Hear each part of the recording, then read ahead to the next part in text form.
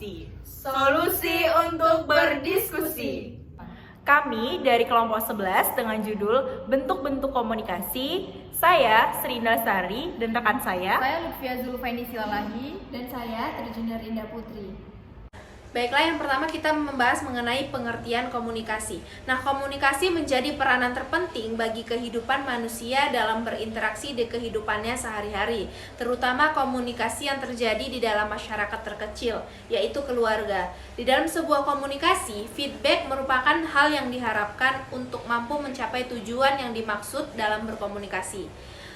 Nah, komunikasi berasal dari bahasa Latin cum, yaitu kata depan yang berarti dengan, bersama dengan, dan unus, yaitu kata bilangan yang berarti satu. Dari kedua kata-kata itu terbentuk kata benda, yaitu communio, yang dalam bahasa Inggris menjadi communion, yaitu berarti kebersamaan, persatuan, persekutuan, gabungan, pergaulan, dan hubungan. Nah, istilah komunikasi dalam bahasa Inggris yaitu communication, dari bahasa Latin communicatus, yaitu istilah komunikasi dalam bahasa Inggris yaitu communication, dari bahasa Latin yaitu communicatus, yang mempunyai arti berbagai atau menjadi milik bersama.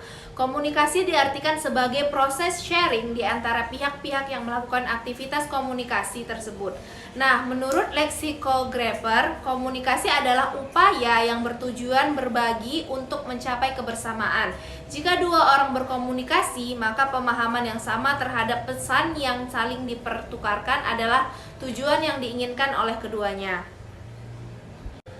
Webster New College Dictionary edisi tahun 1977 antara lain menjelaskan bahwa komunikasi adalah suatu proses pertukaran informasi di antara individu melalui sistem lambing-lambing, tanda-tanda, atau tingkah laku.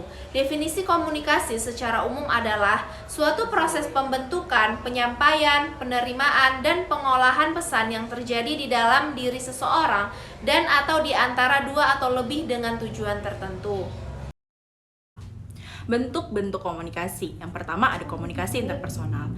Komunikasi interpersonal merupakan komunikasi intrapribadi, yang artinya komunikasi yang dilakukan kepada diri sendiri. Proses komunikasi ini terjadi dimulai dari kegiatan menerima pesan atau informasi, mengolah dan menyimpan, juga menghasilkan kembali. Contoh kegiatan yang dilakukan pada komunikasi interpersonal adalah berdoa, bersyukur, tafakur, berimajinasi, serta kreatif, dan lain sebagainya. Yang kedua ada komunikasi interpersonal. Komunikasi interpersonal adalah komunikasi antar pribadi. Komunikasi ini juga dapat diartikan sebagai proses pertukaran makna dari orang yang saling berkomunikasi antar satu individu dengan individu lainnya. Suatu komunikasi interpersonal dapat terjadi apabila memenuhi kriteria berikut, seperti melibatkan perilaku verbal dan nonverbal, adanya umpan balik pribadi, terjadi hubungan atau interaksi yang berkesinambungan, bersifat saling persuasif, komunikasi kelompok. Yang ketiga ini seperti komunikasi kelompok dapat diartikan sebagai tatap muka dari 3 atau lebih individu guna memperoleh maksud dan tujuan yang dihendaki, seperti berbagi informasi, pemeliharaan diri, atau pemecahan masalah. Komunikasi kelompok merupakan komunikasi yang dilakukan oleh beberapa orang lain atau sekelompok orang. Jadi contohnya seperti komunikasi kelompok, baik berupa kuliah, rapat, briefing, seminar, workshop, dan lain-lainnya.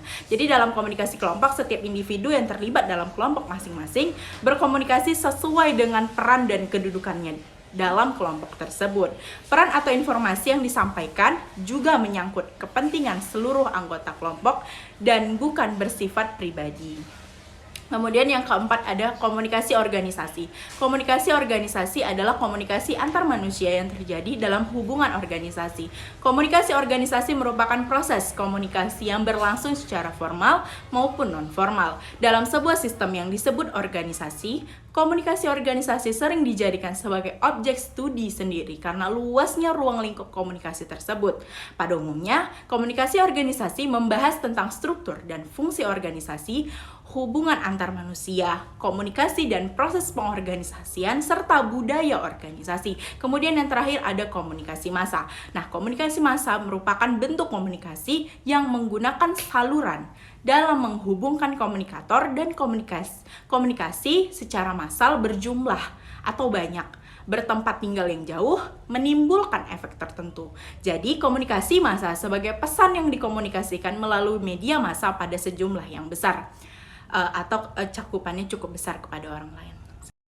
Jenis-jenis komunikasi. Yang pertama ada komunikasi berdasarkan penyampaian. Pada umumnya, setiap orang dapat berkomunikasi satu sama lain karena manusia tidak hanya makhluk individu, tetapi juga makhluk sosial yang selalu mempunyai kebutuhan untuk berkomunikasi dengan sesamanya. Berdasarkan cara penyampaian informasi dapat dibedakan menjadi dua, yaitu yang pertama komunikasi verbal atau lisan. Yang terjadi secara langsung serta tidak dibatasi oleh jarak, di mana kedua belah pihak dapat bertatap muka. Contohnya dialog dua orang yang terjadi secara tidak langsung akibat dibatasi oleh jarak. Contohnya juga komunikasi lewat telepon. Yang kedua itu ada naskah nonverbal. Naskah yang biasanya digunakan untuk menyampaikan kabar yang bersifat kompleks. Gambar dan foto akibat tidak bisa dilukiskan dengan kata-kata atau kalimat. Selanjutnya ada komunikasi berdasarkan perilaku. Komunikasi berdasarkan perilaku dapat dibedakan menjadi komunikasi formal. Komunikasi formal ini yaitu komunikasi yang terjadi di antara organisasi atau perusahaan yang tata caranya sudah diatur dalam struktur organisasinya. Contohnya seperti seminar.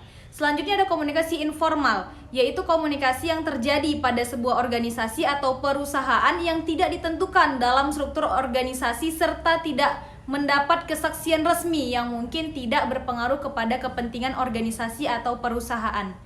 Contohnya seperti kabar burung, desas-desus, dan sebagainya. Selanjutnya ada komunikasi nonformal, yaitu komunikasi yang terjadi antara komunikasi yang bersifat formal dan informal, yaitu komunikasi yang berhubungan dengan pelaksanaan tugas pekerjaan organisasi atau perusahaan dengan kegiatan yang bersifat pribadi anggota organisasi ataupun perusahaan tersebut. Itu contohnya seperti rapat mengenai ulang tahun perusahaan. Yang ketiga itu ada komunikasi berdasarkan kelangsungannya. Berdasarkan kelangsungannya, komunikasi dapat dibedakan menjadi yang pertama ada komunikasi langsung. Komunikasi langsung ini yaitu proses komunikasi dilakukan secara langsung tanpa bantuan perantara orang ketiga ataupun media komunikasi yang ada dan tidak dibatasi oleh adanya jarak. Selanjutnya ada komunikasi tidak langsung, yaitu proses komunikasinya dilaksanakan dengan bantuan pihak ketiga atau bantuan alat-alat media komunikasi. Selanjutnya ada komunikasi berdasarkan maksud komunikasi. Berdasarkan maksud komunikasi dapat dibedakan sebagai berikut. Yang pertama ada berpidato, memberi ceramah, wawancara, memberi perintah alias tugas, dan sebagainya. Jadi berdasarkan maksud komunikasi dapat dibedakan sebagai berikut. Selanjutnya ada komunikasi berdasarkan ruang lingkup. Berdasarkan ruang lingkupnya, komunikasi dapat dibedakan sebagai berikut. Yang pertama komunikasi internal. Komunikasi internal dapat dibedakan menjadi 3 macam, yaitu yang pertama komunikasi vertikal. Komunikasi vertikal yang terjadi di dalam bentuk komunikasi dari pimpinan kepada anggota seperti perintah, teguran, pujian, dan sebagainya. Selanjutnya ada komunikasi horizontal. Komunikasi horizontal yang terjadi di dalam ruang lingkup organisasi atau perusahaan di antara orang-orang yang memiliki kedudukan sejajar. Komunikasi diagonal. Komunikasi diagonal yang terjadi dalam ruang lingkup organisasi atau perusahaan di antara orang-orang yang memiliki kedudukan berbeda pada posisi tidak sejalur vertikal. Selanjutnya ada komunikasi eksternal. Komunikasi yang terjadi antara organisasi atau perusahaan dengan pihak masyarakat yang ada di luar organisasi atau perusahaan tersebut. Selanjutnya yang keenam itu adalah komunikasi berdasarkan jumlah yang berkomunikasi dengan komunikasi berdasarkan jumlah yang berkomunikasi. Dapat dibedakan menjadi yang pertama ada komunikasi perseorangan, yaitu komunikasi yang terjadi dengan cara perseorangan atau individu antara pribadi dengan pribadi mengenai persoalan yang bersifat pribadi juga. Selanjutnya ada komunikasi kelompok, yaitu komunikasi yang terjadi pada kelompok mengenai persoalan-persoalan yang menyangkut kepentingan kelompok. Perbedaannya dengan komunikasi perseorangan, yaitu komunikasi ini lebih terbuka dibandingkan dengan komunikasi perseorangan. Yang ketujuh itu ada komunikasi berdasarkan peranan individu. Dalam komunikasi ini, peranan individu sangat mempengaruhi kesuksesan proses komunikasinya. Berikut beberapa macam komunikasi berdasarkan peranan individu. Di antaranya ada komunikasi antar individu dengan individu yang lain. Komunikasi ini terjadi secara non-formal maupun informal. Individu bertindak sebagai komunikator, mampu mempengaruhi individu yang lain. Komunikasi antar individu dengan lingkungan yang lebih luas. Komunikasi ini terjadi karena individu yang dimaksud memiliki kemampuan yang tinggi untuk mengadakan hubungan dengan lingkungan yang lebih luas. Kami membuka sesi tanya jawab, di mana sesi tanya jawab yang ingin bertanya silahkan komentar di kolom komentar di bawah ini.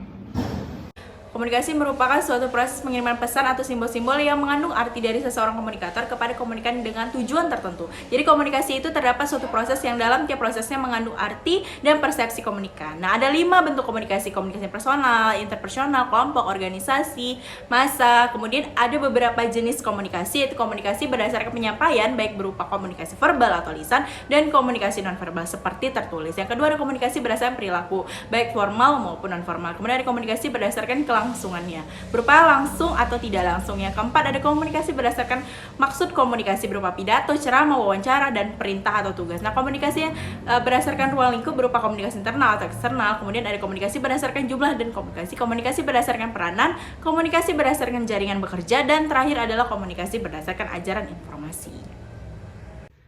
Salam solusi, sampai ketemu kembali.